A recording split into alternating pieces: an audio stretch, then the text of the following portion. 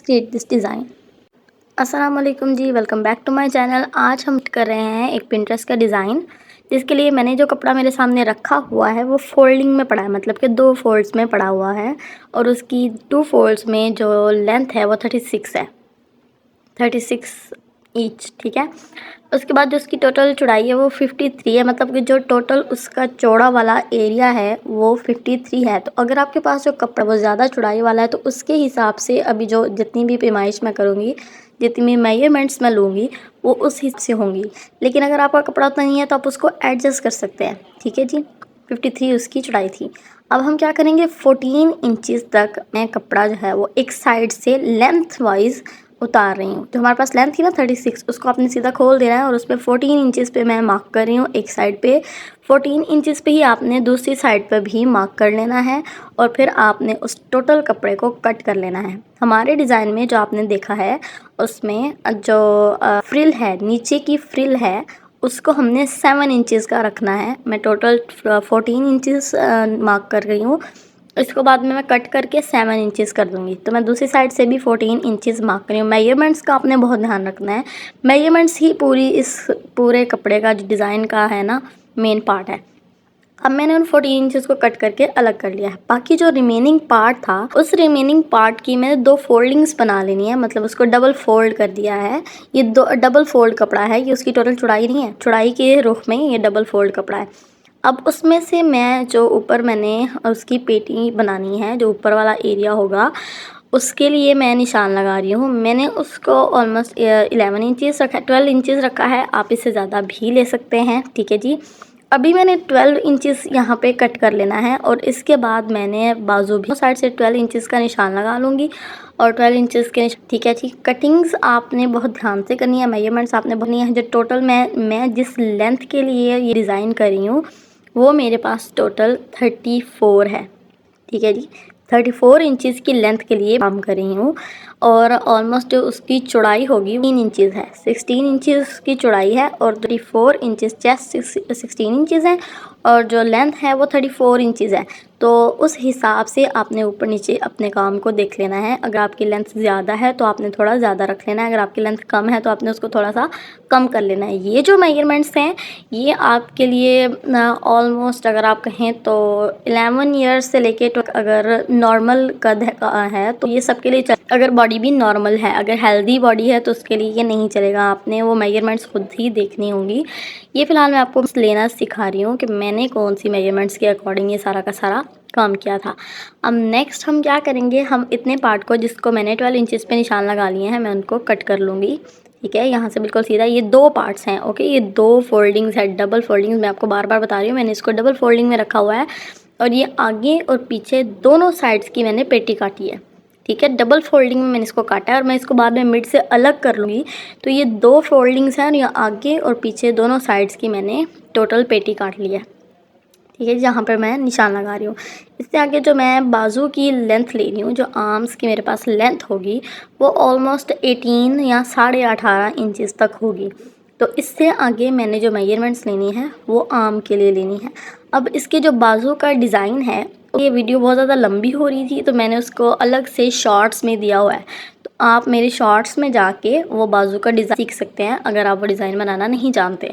फ़िलहाल मैं आपको बस मेजरमेंट्स बता रही हूँ इस वीडियो। अगर आप इस बाजू के डिज़ाइन को बनाना चाहें तो आप मेरे शॉर्ट्स को चेक कर सकते हैं, वहाँ से आप आर्म्स का डिज़ाइन मिल जाएगा।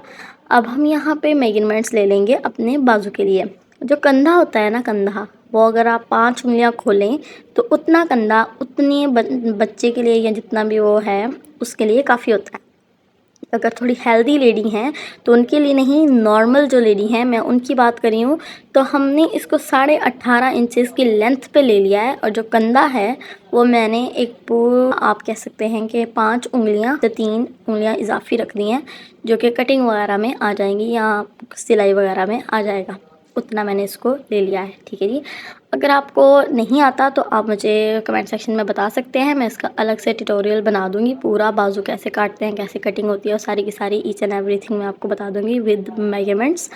फिलहाल हम दोनों साइड से, अब मैं दोनों साइड से हमेशा क्यों निशान लगाए हैं ठीक है। आपने तो आपके हो सकता है कटिंग के दौरान, तो आपने क्या करना है, आपने इस चीज़ का ख्याल रखना है कि आप दोनों साइड से उसको कट कर देना है। कट करने के बाद आपके पास जो रिमेनिंग कपड़ा होगा उसमें आपने अब मेजर कर लेना है 18 इंचेस। ठीक है, 18 इंचेस की मेजरमेंट देखना, आपके पास ऊपर पेटी भी होगी, उसके बाद ये 18 इंचेस का ये भी होगा, फिर नीचे एक फ्रिल भी यूज़ होगी, तो आपकी लेंथ पूरी ऑटोमेटिकली हो जाएगी।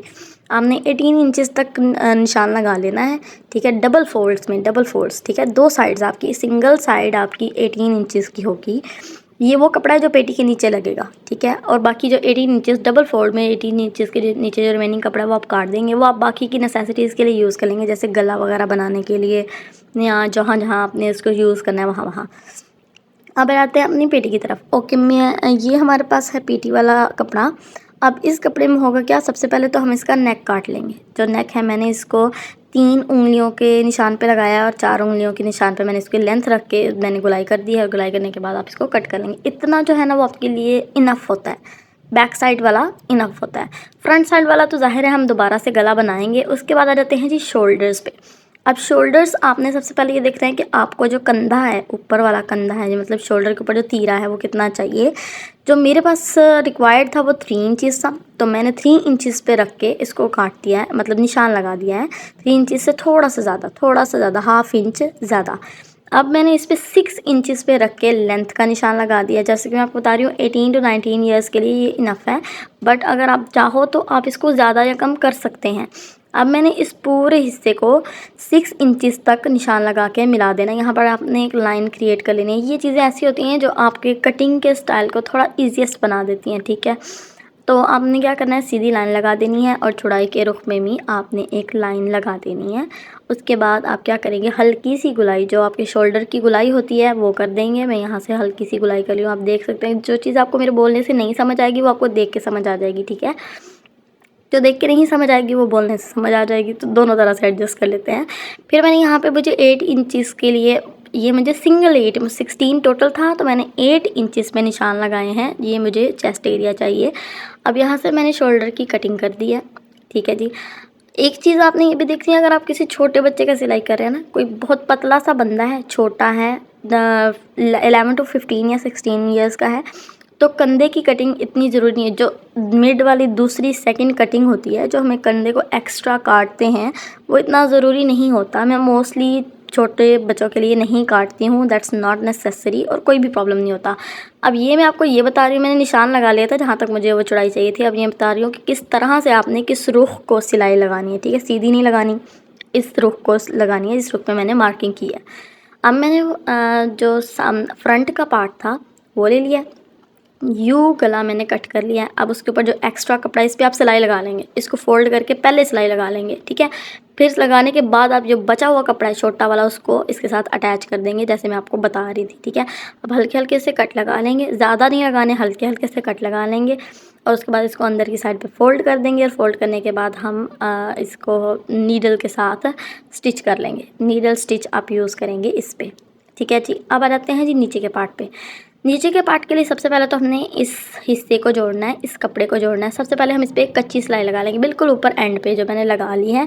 अब आपने उस पूरी को चुनट बना लेनी है, उसकी धागा खींच के, जैसे मैं आपको बता रही हूँ ना, इस तरह से धागा खींच के आपने चुनट बना लेनी है। याद रहे कि साइड से 2-2 इंचेस छोड़ते हैं, बिल्कुल साइड से 2-2 इंचेस छोड़ते हैं, और बाकी जितनी भी चुनट है उसको मोस्टली मिड में रखते हैं। मतलब मिड से आप फैलाएंगे, थोड़ा थोड़ा सा फैला के आपने जो आपकी पेटी का एरिया है उसके इक्वल कर लेना है इसको। लेकिन आपने 2-2 इंचेस छोड़ने हैं, जो कि सिलाई में आ जाएगा। उतना हिस्सा छोड़ के बाकी के हिस्से पे आपने चुनट फैला के इनको अटैच कर देना है। अब मैंने कंधे अटैच कर दिए हैं, और साइड की सिलाई जैसे मैंने आपको ऊपर बताई थी उस तरह से सिलाई लगा दी है।